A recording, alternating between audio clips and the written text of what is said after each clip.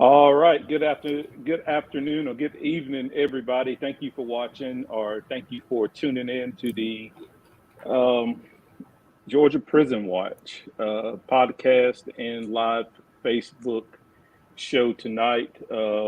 We have a very, very important topic that we need to share tonight. Joining me is my co-host, Susan Sparks Burns, who is the founder of They Have No Voice. She's here with us every week, dropping her knowledge and her expertise on us. Susan, are you with me? I am. How are you today or I tonight? I am good, and I'm fired up. So let's talk about it. Well, I mean, there's a lot to talk about. Over the last 24 hours, we've had the unfortunate news on the death at Telfair State Prison in regards to the hot cage death. I guess that's what I'll call it. And so we started thinking, and we figured that we wanted to go ahead and talk about these cages and things of that nature. So, Susan, you want to start us off with anything, or let me do this first. Let me do this first before we get into the meat of the topic tonight. If you will, please share this live. Please share this live. Want to pull up something real quick. One of our goals are with this is getting more people involved and getting people talking about these very important issues that we bring to you every week and pretty much every day. There's something always going on within the Georgia Department of Corrections, and we wanted to get more people involved and get more people talking and get more people looking at this stuff and listening to this stuff. And the shares are a big factor in us accomplishing, trying to get more people involved and accomplish what we're trying to what we're trying to put out there. So I looked at this earlier, and me and Susan just looked at it as well. If you look on your screens earlier, this was a post that we shared earlier, and it had 82 impressions, but it only had 23 shares. And we got to get those numbers up. We don't ask for donations, we don't ask for anything around here, but we only thing we ask is that you share these topics and share all this stuff to your Facebook profile. If you're on YouTube watching, share it on YouTube, copy the link, post it back on social media, on Facebook, and if you're watching on Twitter, retweet us, because these are very important topics and issues. We got people dying right now because of the negligence of the Georgia Department of Corrections in cages where the temperature is over 100 degrees, and we got people that's dying, and this is not the first time. So we're going to get into this, but Susan, I'll let you comment on this if there's anything you want to say before we get going. Um, I am in full agreement with Brian. This is something that's important. At least we believe it's important. And from your um, comments to us, we think you believe it's important too. This is a great platform to reach out to others, but it works through sharing. So please, please share this podcast. Even if you're a few minutes into it, share it. But we'll remind you again during the podcast. But we want you to share. We need you to share. And there's 47,000 people behind the walls in Georgia that need you to share. So please do that. And as Brian said, what has happened this week is an absolute tragedy. It did not have to happen. And we had a warning on Monday. We had a warning. All of us knew last weekend that it was going to be the hottest week of the year. We've had heat indexes around the state of Georgia in the range of 110 degrees. And heat index doesn't give you what it's like in the sun. Add 15. Call it 125 in the sun. So Monday, one of our members was so upset. She didn't find out till late that her son and several other men had been in the cages or the kennels at Phillips State Prison, and they were there somewhere between 9 and 12 hours. It was blistering hot, and and that's what they got was blistered. They were sunburned, and it's a miracle that they were not sick with heat stroke, heat exhaustion, sun poisoning, all of those things. Those those are all that I just mentioned, things that require medical care. And sunburn is not a joke. It can lead to second and third degree burns. So we knew that on by Tuesday morning that had happened Monday. Just no excuse. And then here we are again, but this time tonight on Friday, we are talking about a man who died. He died in the cage at Telfair. Brian? No, and it's just, I guess I want to start on, why do we continue to be here? This is not the first incident of someone dying in the cage. This is not the first incident of what you're talking about when it comes to Phillips State Prison earlier this week. I always say it. This is not a one-off.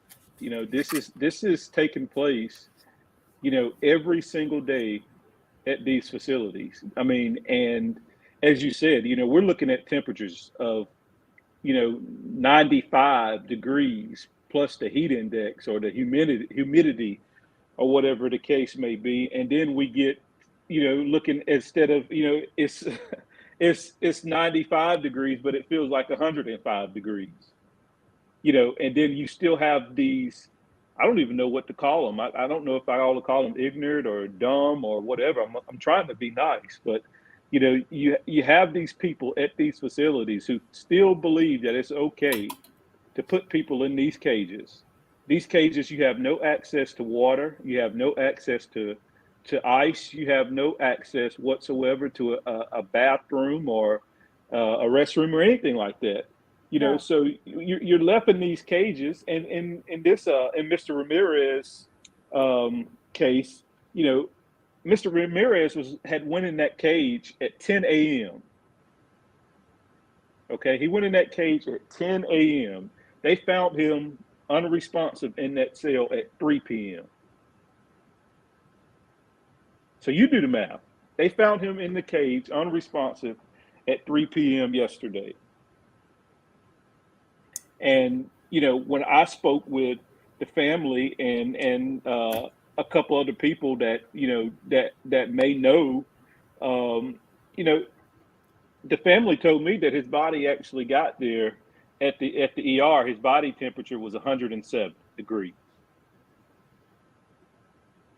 107. So, like I said, I don't know who decided that this is okay, and we're going to get into, what they actually use these cages for in just a second, because, they've also started where they're using these cages for punishment. They're putting these people in these cages for, 6, 7, 8, 9 hours in a day for punishment, and then they let them out of the cages and send them back to their dorm after they have set in these cages and roasted for half of the day. Brian, if You I'm know, not mistaken, if they've been in there till, say, if they've been in the cage till 4 or 5 o'clock in the afternoon, haven't they missed chow at least twice? I can't answer that. I don't know. I would imagine so, I mean, unless they're not getting fed in the cage. no, unless you have someone that will come around and bring you, your food. But, I highly doubt it. But, just think about the unsanitary part about it. I mean, you have to urinate in these cages. You got to hold it, and then you just got to go ahead and urinate or whatever you got to do, because there's no getting out. And this man yesterday, he was in this cage from, like I said, 10 a.m. to 3 p.m. and nobody ever came around and checked on him. So they're not, if they're not checking on him, they don't have the staff, they don't have the officers, they don't have anybody that's going to be coming around and checking on somebody. But yet they're going to continue to put them in these cages for hours, up to 12 hours at a time, in scorching hot heat. Go ahead, Susan. This has got to stop. It's got to stop. Please, if you or your loved one has been put in a kennel outside one of these cages, or even in a cage inside, and then been denied water, food, or restroom facilities, then please let us know. Please let us know, because we'll want to get in touch with you. Yes, and we'll go ahead and just put it out there now. And I spoke with Susan about this before we came on the air tonight. We actually are going to be very, very soon, I believe, and if Susan blesses it, we're going to do it. But very, very soon, we have legal counsel on board, and we are going to seek legal action against the Georgia Department of Corrections for this inhumane treatment. And these cages are going to stop. We can't promise you that it's going to stop, but we're going to seek legal action very, very soon about that. And Susan, you can be a witness to this. That what I'm saying is 100% true. He is not kidding, folks. We are fed up. I told him before we came on air, I've been fighting this particular fight for over 3 years. And the first death that we know of, the first death was May 4th of 2020. That man's name was James Mitchell, and he died on a beautiful, sunny, warm day. It only got to 80 degrees, and he died. He was at Rutledge, put in the cage at 7 in the morning, 7:30, I believe. And they came to get him at 6:30 p.m. So how I came to know about James Mitchell, if y'all will recall, this was when COVID was going on. And at Rutledge, they had emptied two dorms and moved those men, mainly older guys actually, to sleep on the floor in the gym. So the gym, they could actually see. So they're on the floor. They're in the gym all day long. They're good guys. They're not leaving anything. And they could look out onto the cages. And one of the men who was in the gym took James Mitchell water a couple of times during the day. Well, he didn't have any business out there, but he was out, no one was watching, shall we say. But James Mitchell died. No one from GDC came out there for 12 hours, other than they did bring another man out that afternoon, and we approached the other man within a couple of weeks of this, and asked him would he talk with us about it, and he declined. And I don't blame him. I mean, I might not make that decision, but I'm not in prison, so right. So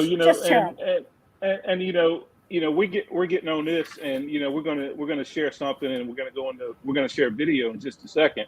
But they are also have started also using the JPay kiosk cages in these holes in these segregation buildings. They've started where they're using these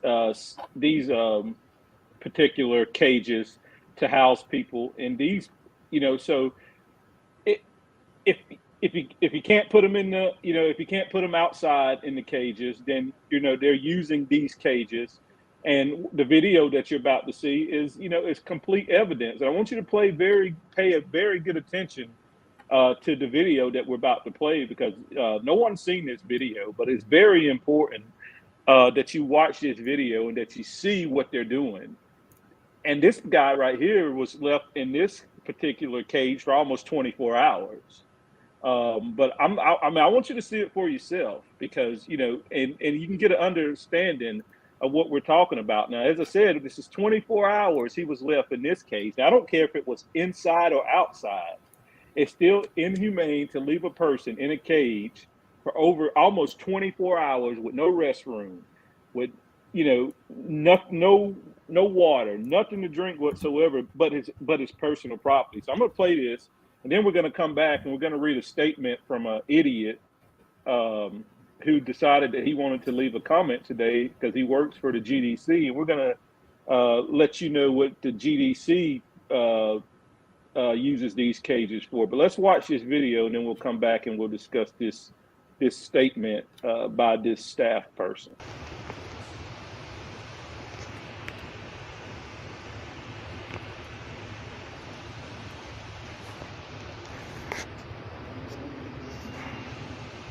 Been in here for 14, damn near 24 hours. 24 hours having to piss in a bottle.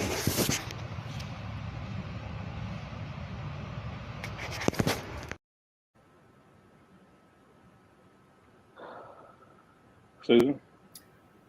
I think the last couple of frames there says it all. 24 hours. And what he's not saying, you can't lie down and you can't sit comfortably. You're leaning against chain link fence. As one thing to lean against the fence when you're a kid, but where your choice is. Well, I want to play it again just so people can get an idea. Yeah, people. So.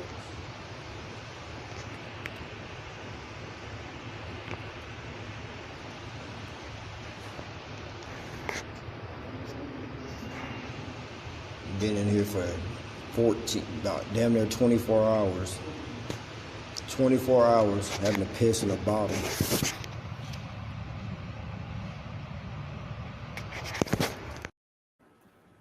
He doesn't have his feet propped up, his knees bent, and his feet propped up because it's comfortable.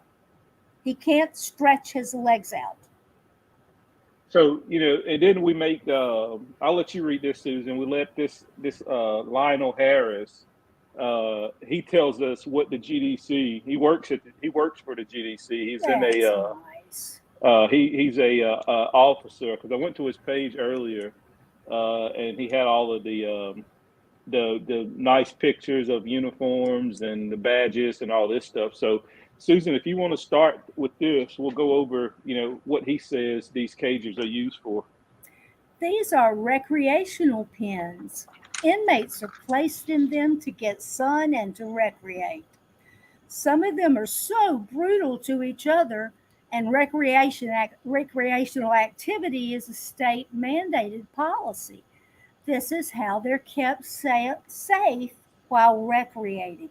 These pens are not used for any disciplinary sanctions. Oh, please. That's all they're used for. And we should, he shouldn't be an officer. They ought to move him to the public relations side of the Georgia Department of Corrections. He'd be great at it with his foolishness and lies. So, let's just talk about it, because, for the you people that do not know, these cages are 100% used for disciplinary action. These cages 100% are used for things that they're not supposed to be used for. I mean, do we need to play the video again? I mean, that's clear proof that this guy was put in the cage for 24 hours. Well, close to 24 hours. And was having to urinate in a freaking chemical bottle. So, don't tell me, and with this foolishness that these cages are used for recreational purposes, when you have people being put in these cages and dying, when you got people being put in these cages for 24 hours without a restroom, without any water, without anything. Don't tell me they're used for recreational purposes, because it's nonsense. It's insulting. Look, they don't take the time, whether or not they have enough staff. They don't take the time to even do DRs anymore. Hardly ever hear about DRs. They don't even have time, but this is what they do instead. Yes. It's punishment. Yeah. And I've heard, recently, someone may look at the warden wrong, and the warden sends them to the cage for 6-7 hours, and then once the warden says release them, they bring them out of the cage and send them back to the dorm. So these cages are 100% being used for punishment, and it's complete torture. You put them outside in scorching heat during the day, 100 degrees outside, but then you have clowns like this that come on here and wants us to believe, even though we see the pictures, we see the people, we hear about the people that's dying in the cages, we hear all of this stuff, but then you got clowns like this guy that comes on here and wants us to believe, oh, they're being used for recreational purposes. Like I said, it's insulting. I'm trying to think who wants to go outside in this heat. Nobody. Now, in fact, it's not always hot here. Some people have said that people have been put in the cages overnight, that they may have been used for other things such as fighting, but whatever else is what has happened, one thing for sure, James Mitchell died after 12 hours in the hot sun in 2020, and here we are 3 years and 3 months later, talking about another man who has died. There's on Tuesday, I think it was a Wednesday morning, I sent an email to our commissioner, and he responded, basically, thanks for bringing that. In fact, he said, thanks for bringing this to my attention. Well, right. One of the most condescending statements that you can make. Yeah. Go ahead. I'm sorry, I cut you off. No, but that's what he said. And literally 24 hours later, a man is dead. I don't know how you show less compassion, less caring for people. And people are dying, and they're not simply dying by suicide and homicide and medical neglect that they call natural causes. They're dying from being punished in ways that are absolute torture. Yeah. No, I agree. And, it's like I have the comment that I have up now from Gail. It's absolutely criminal. What person in their right mind that knows it's hot outside, that knows that some of these counties have been under emergency, heat warnings, what human being would even offer someone to go outside in this scorching heat? Let's just give them the benefit of the doubt, and they offer for for people to go outside in this heat. Why would you offer someone, knowing how hot it is, knowing that you're not going to be back to check on them for hours? Why? Who does that? Who offers someone that? When I was a child and my mother would make us go outside and look and play in this, I would cry. And if I was really being put out, she would say, "Oh, well, you can go read." Heck yeah! But if I were being made as a 70-year-old adult to go out there, my death warrant would be signed. These people are Yeah, not being screened for any sort of medical issues. They're not being screened for whatever types of medication they might take that make them hypersensitive to the heat. Some of the mental health meds do it. Some of the blood pressure medications do it. I'm no nurse, but I've got uh, plenty of meds in my medicine cabinet. Um, this note comment from Sally on the screen right now. is Absolutely. 100% spot on. Yes. Yes. But this is the culture of the entire agency. There are 10,000 people working there, and there's 47,000 in their care.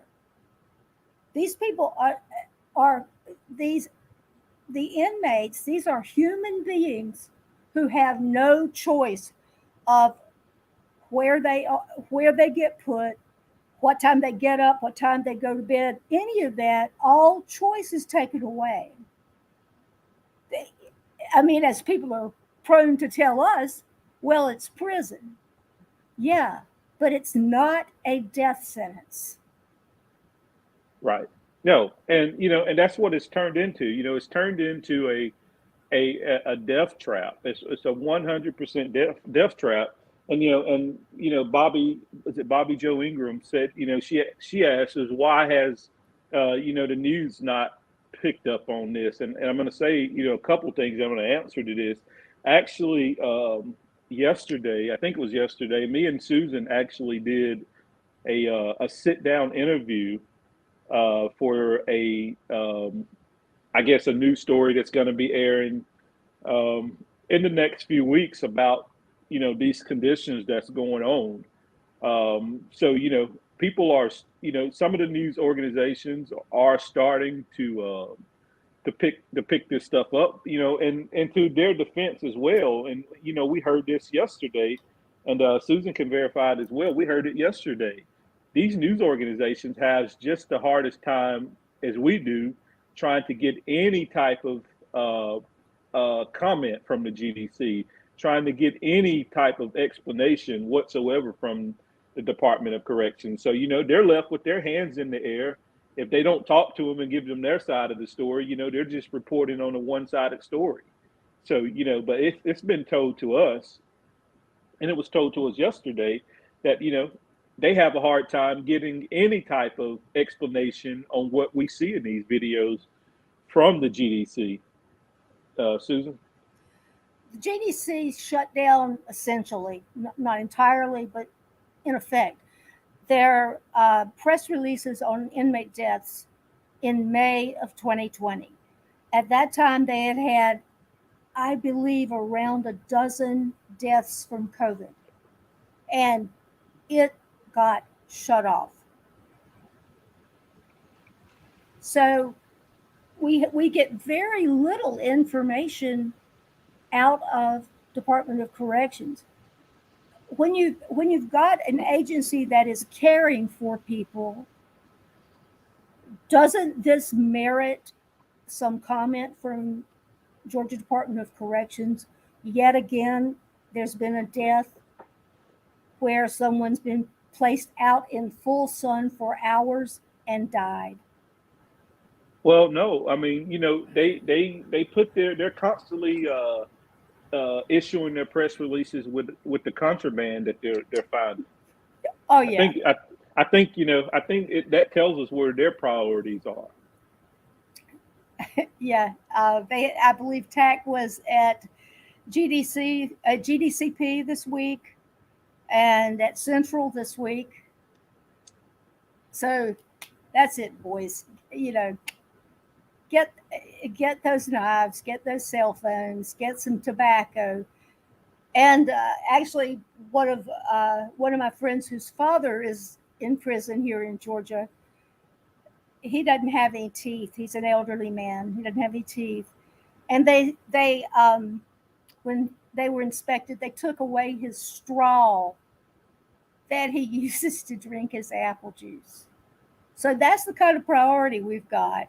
You couldn't get any pettier than taking away a straw from an 85-year-old man with no teeth. But Yeah. you've got people dying. Are we missing the boat entirely? Yeah. And and it's just that they don't care. Um, they just don't care. And unfortunately, this is what we're faced with because they don't care. But I'm telling you, we're going to make them care about these kennels and whatever you call them, the kennels or the cages or whatever. I mean, how do you, I'm dumbfounded, Susan, that how do you, and it goes back to leadership of these facilities as well, because as a warden, the person that's in charge of the operations of these facilities, how do you not know when a temperature is going to be too hot for humans to be outside in extreme heat? How do you allow these for this to happen? And it's negligence. It's negligence on the part of the warden. Somebody said it in the chat earlier. You start from the top. This is a leadership thing. It starts from the top. These people, you know, are they're the top of the totem pole, right? And it always says the buck stops here. Um, the buck stops here, and these wardens have got to start being held accountable for the negligence that they're doing. I mean, you got people like Jacob Beasley, and I'm going to talk about Jacob Beasley incompetent self every single chance that I get because he's completely incompetent. But you had him that was freaking. They had no water 3 weeks ago at Smith State Prison for 12 hours, He had and then taken, as uh, warden, he had taken water and soft drinks off the commissary as punishment. right. Then they have no water thanks to the town of Glenville, but it doesn't matter. There's 1,500 people there that didn't have anything to drink, any way to wash, couldn't flush the toilet, on and on and on. Yeah. So, like I said, it starts at the top with these wardens. And when you have incompetent wardens and when you have them people that just don't care about human life, I mean, you can't convince me now. I mean, I know staff and wardens, they listen to this and they watch this. And, I watched the chat when I seen, some of them that's listed in the directory pops in. So I see them and I know that they watch this, and I know that they listen to it. We've heard stories of, people saying that, heard them watching it or heard them or saw them scrolling, looking at something. So, we know that they watch. We know that they listen, but the comment on the screen again by Chastity is completely spot on. A well-ran prison starts with a good warden. And you just don't have that at these places. They don't care. I'm convinced that they don't care. Nobody can tell me anything else that they care and that they don't go there just for a paycheck. I mean, it's evident at this point because you're putting people in cages when it's 110 heat index outside. You're putting them in cages for 12 and 13 hours, and the And turning wardens your are back on them. yeah, and the wardens are responsible for this because they walk around. Some of them send people to the cages, and they know that the heat index, what the heat index is for today, and yet they still send them to these cages. They still continue to do all of this foolishness that we see on a daily basis and hear about on a daily basis. And then at the end of the day, you have somebody dead in the cage. And what happens to them? They get promoted. They get promoted to regional director or promoted from a deputy warden to a warden. This is the type of foolishness that's happening. And unfortunately, Susan, you got people that's dying behind it. It's the absolute truth. I got involved with corrections advocacy because my son went to prison. My son's been out 6 years and is doing great. I've stayed involved, and this is why. In the beginning, my son was at a facility that has a terrific warden, and it was run by the book. And they didn't have much violence at all, nor did they have suicides or homicides. I kept hearing all these mothers around me saying all these things that were going on. I stayed involved because it couldn't be. I couldn't make myself believe that human beings were being treated like this. And it finally occurred to me that there are many people who were, of course, they're good people in the GDC, but there are many people who, this hurts me to even say it, don't consider that inmates are human beings, that their lives are worthwhile, and that they're worthy of our care. Yeah. Yeah. I mean, and it was something that sparked me yesterday, Susan, when she asked the question as we were closing, what is your main concern when it deals with the GDC? And I said it. I hated to say it, and it broke my heart to say it. But my comment or my response to her was that these family members may not ever see their loved ones again when they go into the Georgia Department of Corrections. I mean, it's that bad, and it's not an exaggeration.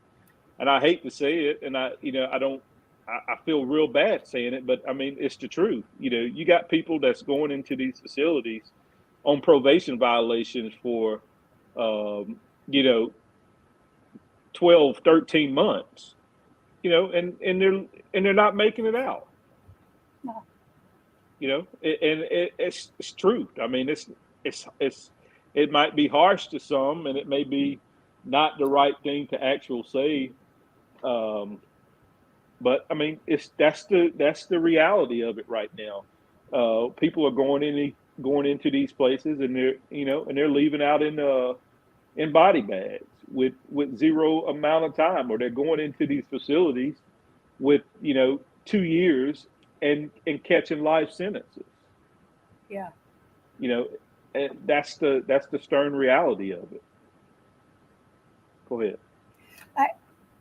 I hate it that we're talking about another death, but in particular one that absolutely was preventable. And people in the comments tonight have asked, why didn't we notify the press? I sent emails about this very thing this morning to 80 people in the press. No one has called me or contacted me. 80 people. Yeah.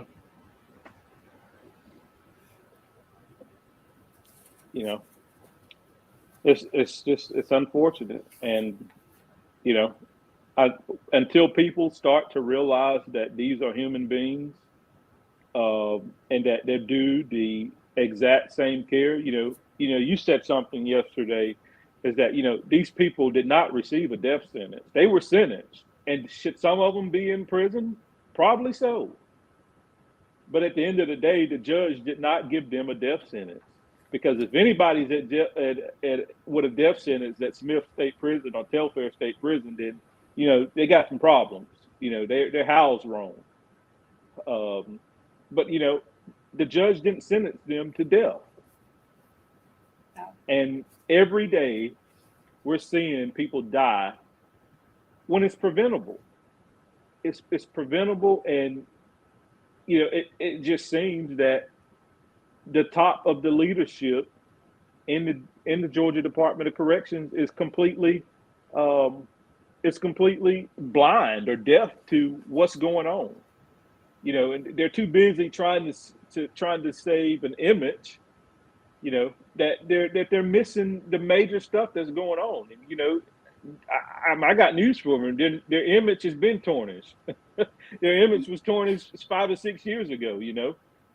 When they started this foolishness on the tier program with the, just the lack of all of that stuff that they were doing. That they were sued by the Southern Center for Human Rights and made to stop, or they're still doing it.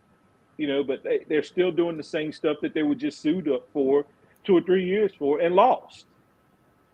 So they're trying to, paint this image that, they run these secure facilities and they run these, safe facilities, and, don't believe your lying eyes with the videos and the pictures that you're seeing. It's, I don't know, Susan, go ahead. I was just looking back at the letters I've written over the years and the emails, and I don't know why an old retired woman is having to bang this particular gong, but I'm here for the fight because of this. This is wrong. It's just wrong. And there has to be some culpability here. And there have to be consequences of it. It's ironic that we're talking about consequences of actions to people whose loved ones are in prison, or even to prisoners themselves. Consequences for your actions. Juan Carlos Ramirez didn't do anything to deserve to die yesterday. That's what he got. No. And I don't care what he did. No. It's, as I said, he didn't receive a death sentence. He was not sentenced to death. And yet, because of negligence and just complete wrongdoing on the part of the Georgia Department of Corrections, his family now is planning a funeral at their expense. And what do you think they're going to do? They're not going to call and offer condolences, and they're going to deny to the end. It wasn't our fault. This is just it's a pattern of abuse of power. That's exactly what it is. It's a 100% pattern of abuse of power by these places. Never take accountability for anything. But they'll make a post 100% real quick if they find some contraband outside of a facility.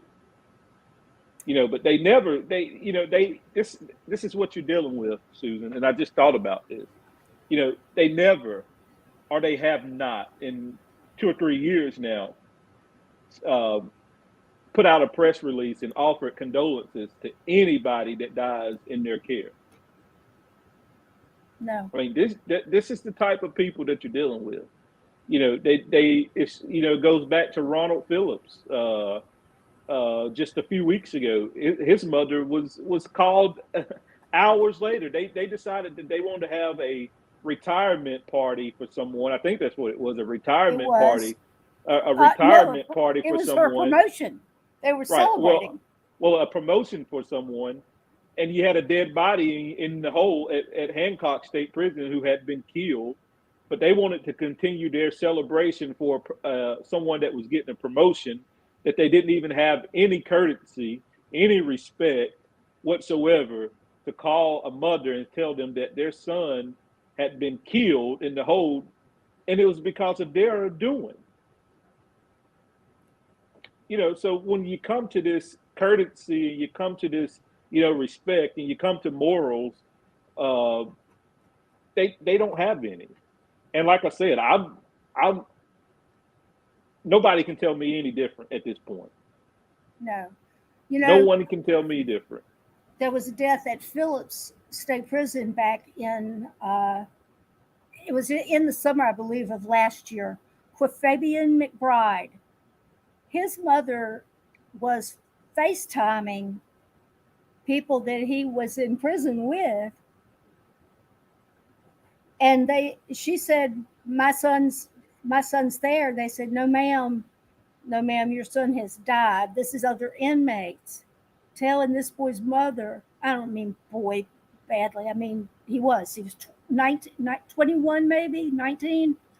He was a young man, but she, I believe she lived in Augusta, and got in her car and started driving to the prison.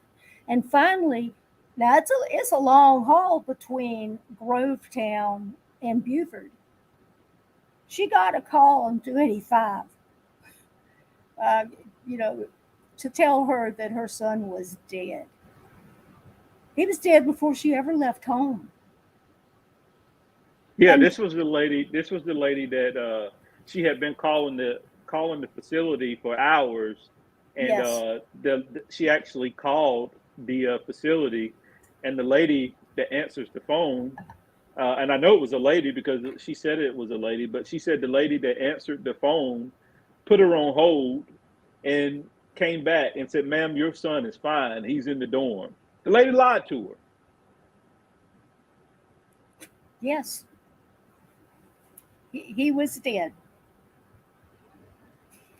And and we're going to do another podcast in the next few days, hopefully, with some mothers who have had these calls.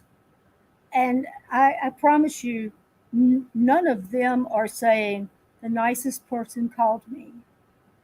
The they don't even say necessarily that the warden called them. In the case of Roland Phillips' mother, the deputy coroner called her at 9:30 that night. That's not how it's supposed to be. And I don't think, as citizens of Georgia and and stakeholders in the Georgia Department of Corrections, that we're not asking too much to ask for a little bit of compassion from the people that are caring for our loved ones. Oh, did I say caring for? That, well, you know what I meant. Yeah. So as we start to close this out, um, as I said, this has become a routine occurrence now. They don't learn from any mistakes that they make. They don't acknowledge any of the mistakes that they make, um, and it's leading to more and more preventable deaths.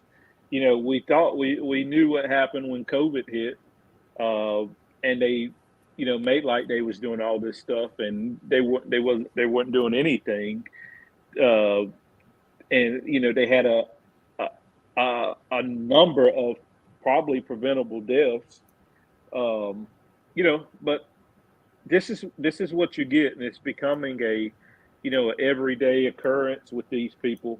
But they continue to be promoted. They continue to be to get that slap on the back that I guess that's what they want at the end of the day.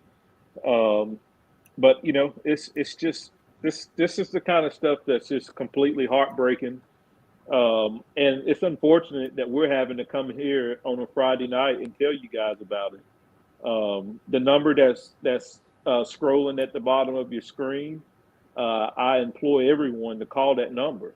I employ everybody to text that number, and let them know that we're seeing all of the stuff that they're doing that's inhumane, all of the stuff that they're doing that's 100% completely illegal, and they're continuing to do it, and we're not going to stand by and let another death happen in a cage with scorching heat. And as I said earlier, and we alluded to it earlier, we will be seeking legal action very, very soon. We have an attorney that's on board, and we're going to be letting people know shortly on what we're going to do. The notice of intent to sue will be going out, and we're not going to let this happen. We're not going to sit by and watch another person die in a cage that had been there for 9 and 10 hours, had not been checked, had not received any water, not received any ice, not even let out to go to the bathroom. And we're not going to sit back and let another death happen. So, we'll put our money where our mouth is on that one, because it's coming, and we're going to work on it. And, we're going to make sure that not another death will happen this way if we can prevent it. Susan, you got anything you want to add? It's my understanding, and of course, I haven't seen this myself, but it's my understanding that these outdoor kennels have a sign on them regarding the temperature. If it's less than some temperature, don't do it. And if it's greater than some temperature, don't put live people in the cage. And I know from my work experience, you don't end up making a sign and putting it at 35 prisons unless something already happened. Something has happened before James Mitchell, or those signs wouldn't be there. But regardless, anyone would know it's too hot to have to sit in that sun. It's just too hot if you actually want them to live. And there is the problem. Do they actually want them to live? Yeah. That takes some effort. No, we won't go to the cage today. We'll come back and do that on a cooler day.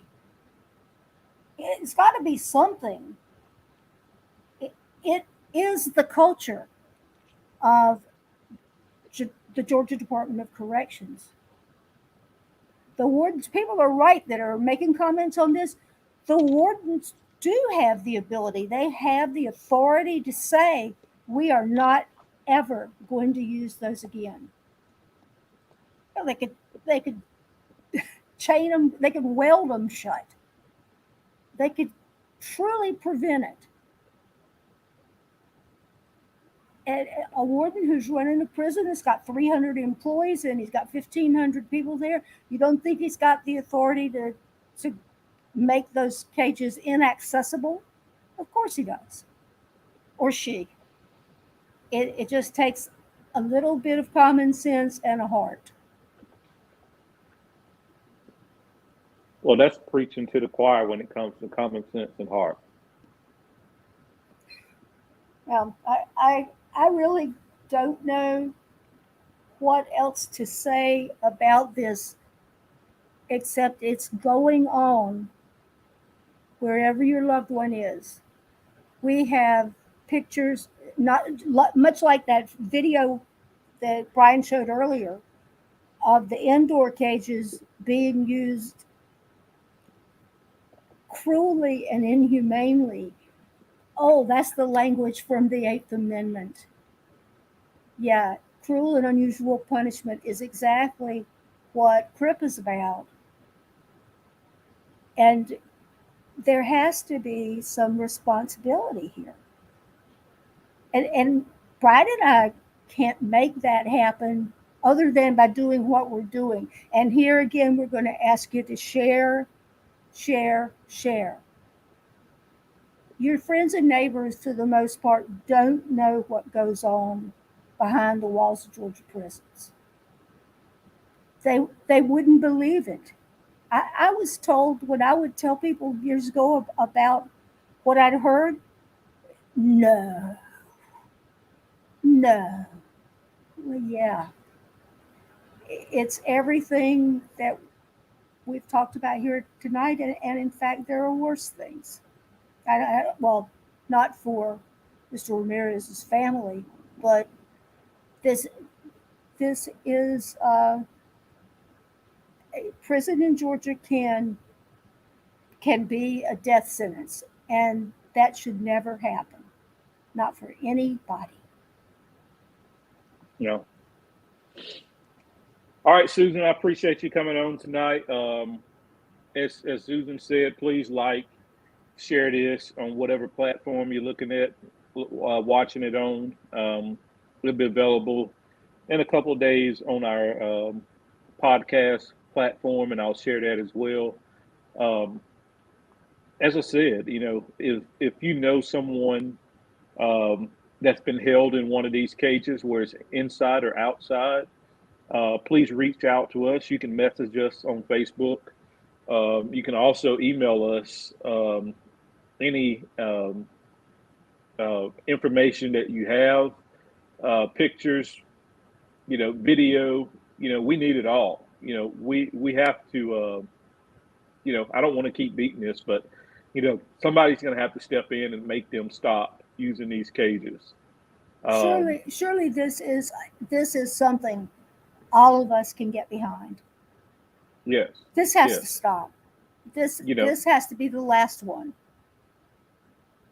So if you have any information, if you were held in one of these cages, and you have information, you have proof that you were held in one of these cages, please reach out to us. In the meantime, as I said earlier, the number that's scrolling at the bottom of your screen, write that number down, and call that number, send messages to that number, and let them know that this has to stop. I've been hearing information as we close out. I've been hearing information that people has been calling him, and stuff has probably somewhat been getting done. So let's continue to call, voice our concerns on all of the issues, not just the cage issue, but the whatever issue that's going out there that you think that's going on that you think is important. The cages, the ice, the air conditioner, whatever you think that the issue may be, that's important to you. Let them know. They're public servants and they need to know. But as Susan said, we cannot do this unless we have a whole team behind us, that's going to call, that's going to get out here and roll up their sleeves and do the things that needs to be done to bring some change to these places. And if we're doing stuff, we're doing stuff, and we need everybody behind us that's going to do stuff. That's why we ask you to like. That's why we ask you to share. That's why we ask you to call. That's why we ask you to email. That's why we ask you to text. It's not hard. And so we ask you, as humbly as we can, to get behind us, and let's make this the last death in one of these cages. Let's make it the last one. Susan, I'll let you close us out. No matter what you hear or read, that these are recreational, that they are there to recreate, not a word, by the way, and that people ask to go out there. No, they don't. They don't. Not if they are have the information that it could be the day you die today. Do you want to go out there? Yeah, I'll take that one. No, this can't go on. We've got within us, with this power, this platform, the opportunity to change something that's important. We can stop people from dying. Yeah. We can't do it alone, but we can do it together. Absolutely right. So everybody, thank you for tuning in with us tonight. Everybody have a fantastic weekend. As I said, if you need to contact us, you can reach out to our Human and Civil Rights Facebook page. Send us a message. If you're in They Have No Voice, you know how to get in contact with Susan. But if you need anything, please let us know. Have any information, please let us know.